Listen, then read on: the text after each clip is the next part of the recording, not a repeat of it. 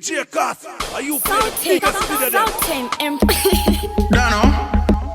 Yeah man, my name Dancehall Officer aka Leeman. MJ Egen Black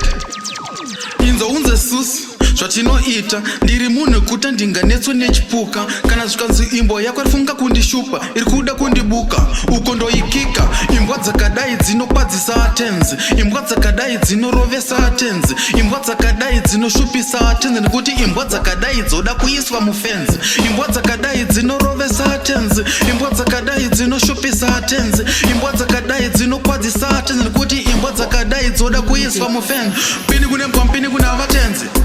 mupini kune mpini kuna vatenzi right mupini kune mpini kuna vatenzi mfunga zvenyu kunoku atife takadzipa chanzi right mupini kune mpini kuna vatenzi yeah mupini kune mpini kuna vatenzi right mupini kune mpini kuna vatenzi mfunga zvenyu kunoku atimbodzipa chanzi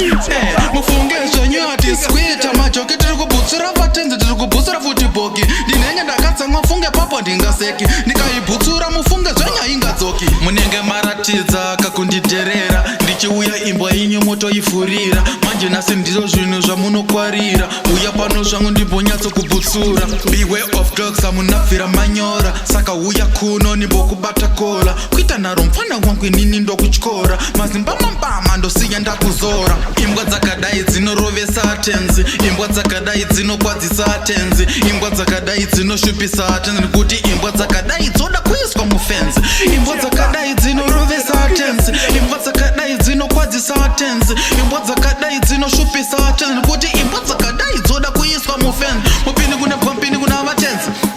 mupini kune mpini kuna vatenzi right mupini kune mpini kuna vatenzi funge zvenyu susa tife takadzipa chanzi ya mupini kune mpini kuna vatenzi mupini kune mpini kuna vatenzi mupini kune mpini kuna vatenzi funge zvenyu susa tife takadzipa chanzi